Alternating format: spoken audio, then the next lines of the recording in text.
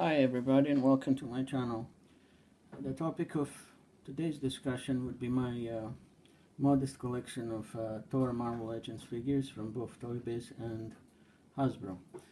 Now the first figure I have that dates back to Toybiz era, the beginning of Marvel Legends from that time period, would be this particular Thor here. This would be the classic version of him. He does come with his Mjolnir hammer, which is very well sculpted.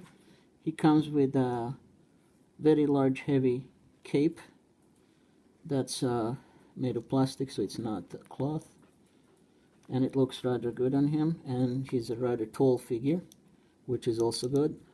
I wouldn't imagine him to be shorter than this. And his emphasis back in those days was on the articulation. He may not be as articulated as modern Marvel Legends, but he was still good for his time, at the time when he was released. So he's wearing his classic costume that is highlights of blue on the circular shields on his chest, and the facial expression, I believe, is rather good. So this is one of my favorite versions of Thor out there. The next one that also came from Toybiz, and that would be a few years later, after this particular one, would be a smaller version of Thor. Well, again, also based on Marvel Legends, but for some reason they made him smaller. Would be another classic version of Thor that came in the Giant Man Build-A-Figure wave that was exclusive at that time to Walmart stores only. Excuse me. And this figure is rather short, so he's not as tall as the first version. And he also comes, of course, with the Mjolnir and a cape, which is made of rather soft rubber. And again, the facial expression, I think, is even a bit better than the first one. And he has a better grip on Mjolnir compared to the other one, where the grip in hand is a bit loose. So, and the other difference is, aside from the fact that the Mjolnir is a bit smaller this time around, but unlike the first one, this one has the inscription on the hammer: "Those who seem worthy will be granted the powers of Thor, or be granted to be able to hold the Mjolnir." The usual inscription on Thor's hammer, so this would be in the Nordic language, and it's a nice touch because there was no inscription on the previous version of Thor. My only gripe with it, when I think about it, is the height. Other than that, he looks pretty good. I think they nailed him, and this would be the most classic look you can come up with, except the height, of course. Now, after the Toybiz run, that didn't really see a lot of Thor figures released, comes the era of Hasbro taking over, and their first take on Thor would be the Asgardian Armor Thor, which is this one right here. He came with two weapons, and so it would be the Mjolnir again. Of course, you can't have Thor without it. And a battle axe, which I assume, because I didn't really read these particular comics, that Thor would wield an axe at some point. I read some of the old Thor comics that date back to 70s and early 80s when I was a kid, and in those comics he also wields a sword, not so much the axe, aside from the hammer. But anyway, it's a nice touch to have an extra weapon for him. And this kind of axe, I believe, also came later on packaged with Ares, the enemy of Thor. So this is a very interesting and a very nice looking costume he's wearing. I like this armor of his. He has golden boots, letter T on the belt, and then silver circular shields on his armor. Very detailed very detailed helmet, and then he has different type of cape this time around. It has a fur on it. It's still red and made of a bit sturdier plastic. And the only thing is, he seems a little bit hunched over, probably because the oh, there we go, we can straighten him up. It's been a while that I took a closer look at this guy, so yeah, so he can straighten up. You just need to straighten him up here in the chest area. So there we go. So yeah, this is a very very imposing, in my opinion, version of Thor. I have not seen one since that looks like this, and I just like the fact that they explored some of the other outfits he used to wear in the comics, and this one, I think, is the best one of the alternate costumes that I've seen in the comics with. So anyway, this would be the Asgardian Armor Thor from Hasbro in the early days of Hasbro doing the Marvel Legends, around mid-2000s, when Toybiz lost the license to Hasbro. Then again, we go a couple of years more into the future, and then we land with the Reborn Legends of Marvel Legends, again from Hasbro. So the new line started about 2012 with another attempt of releasing Marvel Legends, again in slightly different sculpting, because the previous Asgardian Armor Thor was part of the early attempts of Hasbro to do Marvel Legends, and after a very short time they gave up on it, and then put the Marvel Legends on ice and started releasing the smaller figures, meaning the Marvel Universe ones, in a 3.75 inch scale. And then in 2012 they returned back to Marvel Legends, and we have this version of Thor. The sculpting is different. He's quite tall, which again is a good thing. He comes with Mjolnir, and all these Mjolnirs, they all pretty much look the same. It's just the way they're painted is the main difference. And if they're taller or shorter, sorry, if they're bigger or smaller, depending how they envision it. He's wearing a more modern costume from that time period, that the way he showed up in the comics. Not my favorite costume, I must admit. It's too bland. There isn't a whole lot of detail and very dark colors for some reason. The helmet looks alright. And then of course the cape always looks good. So, and there will be a larger version a couple of years later made of this figure, of course, in almost the exact same costume in a 12-inch size. So it would be like a larger size Marvel Legend. And that particular version would wear almost the same type of outfit with a different head sculpt and an alternate head and some other accessories. But more about that giant one in another video. So yes, this would be a Thor, I believe, that came out in the Odin wave. Odin Build-A-Figure. After him, or around soon after, or thereabouts, we came up with this particular Thor, the Chainmail Thor, or whatever his name would be, because this was again another take on modifying his costume. The Mjolnir looks kind of puny, not imposing really. I would say not a good version of it. Something is just off about it. I'm not sure what. Maybe it's the way it's molded. I don't know. And the handle is just too thin. But other than that, the figure itself looks good. Again, based on some of the comics from around 2012, 2013, thereabouts. I didn't really follow comics for a very long time, but I do take a peek at the progress and evolution of the costumes of Thor and other comic book characters on the internet. So yes, this one looks better compared to the previous one, that one over there, but I still prefer the classic costume, and of course the Asgardian Armor one. And so he has one gripping hand and one open palm hand. I'm not sure why would that be. They could have just molded that hand into a fist.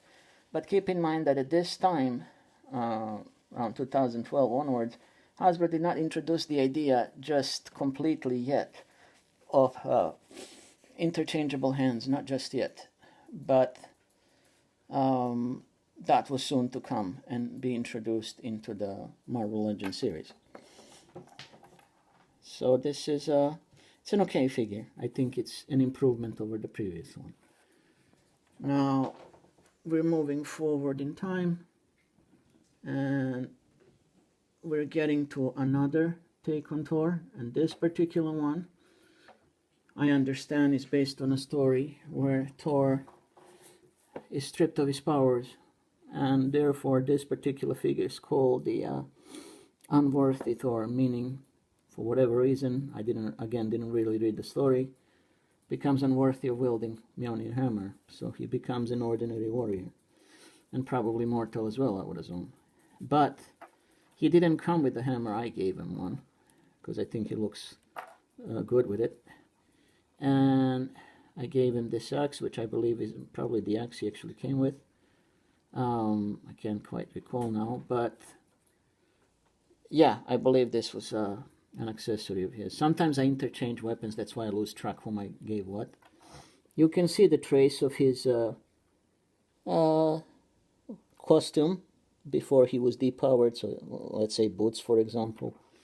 The cape is now very torn up and not imposing in any way. He's not wearing any helmet. There is no armor of any kind.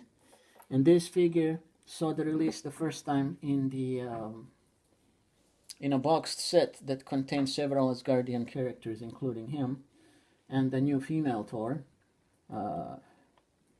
the former girlfriend of Thor from Earth, called Jane, who by occupation, at least on Earth, was a nurse. At least that's how I remember her when I was a kid. I don't know these days the stories and the backstories of many of these characters I knew as a kid are changing, and then they're trying to give different ideas and so forth. The whole point is that Jane becomes the new Thor, and I do have her figure as well, but I will discuss that in another video where I will show you the female Asgardian characters that I have from Marvel Legends. So this figure is okay, I think, for what it represents. It's just maybe a little bit bland, but I guess it's meant to be that way because, as I already mentioned, he's a depowered version of Thor, so one cannot expect him to look fancy or anything. So there is a version, this is the single carded version, and there is a boxed version which is slightly different paint deco on him, but other than that it's the same figure. And then we come to the 80th anniversary classic Thor, again from Hasbro, where he's shown exactly the way he would look in his classic costume and so forth. So the comparison to the one from Toybiz over there would be that there is a difference in height and articulation, of course, but I'll show you the two of them side by side. So yeah, this one here is just way too short. This one is taller. He comes with at least a hand shaped in a fist form, which is good. His hammer is also there, although it's a tiny bit smaller. But I think they're aiming for the first appearance look of Thor, so I think that's not bad. At least they're trying to give him recognition on his first appearance in comics. And of course this one has a nice touch due to the fact that it has the inscription, this time in English, saying, "Whoever holds this hammer, if he be worthy, shall possess the power of Thor." So that's a nice touch. For the first time among all these figures, we have an actual inscription, and this time it's in English, and it's a nice touch to it. The hammer is rather small, but I believe that's how it looked in the early comics.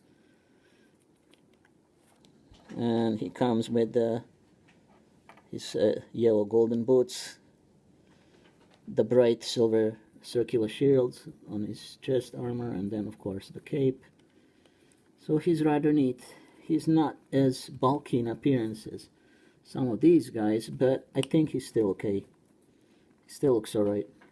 It's a piece of Thor's history anyhow, the way he looked at the very early beginnings of his comic book appearance. Now, one last figure to cover.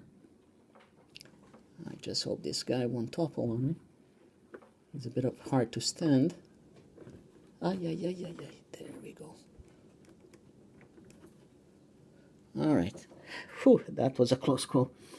The last figure is not really Thor himself, but he does imitate the powers of Thor and so forth.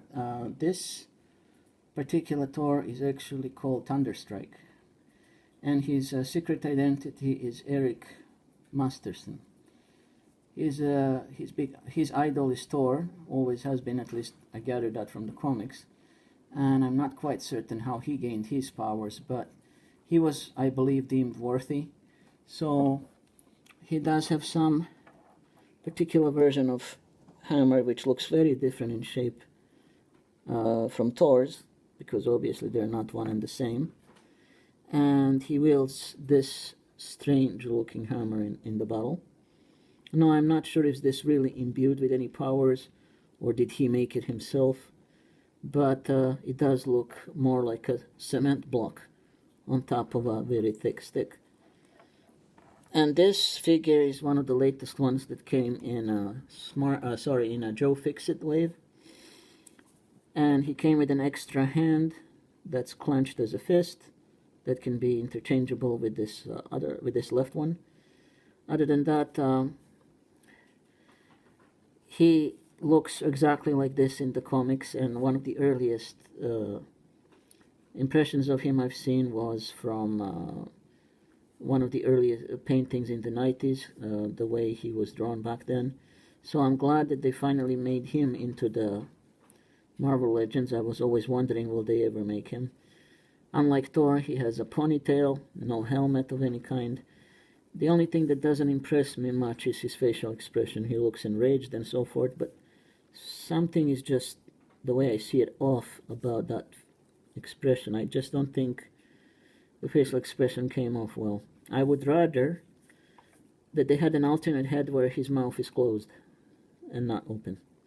It would have been, I think, more interesting, but okay. And he has sort of heavy-duty padded boots.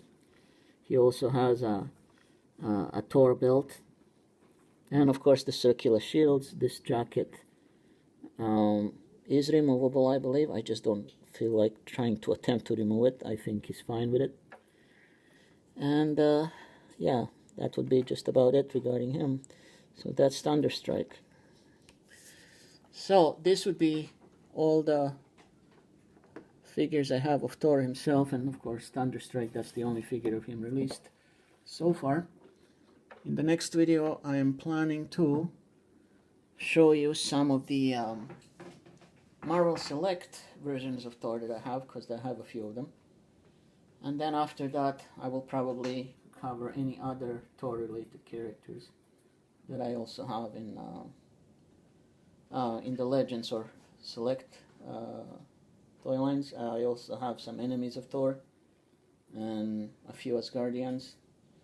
So yeah, that would be it for now. Thanks for watching, guys. I'll catch you next time. Bye.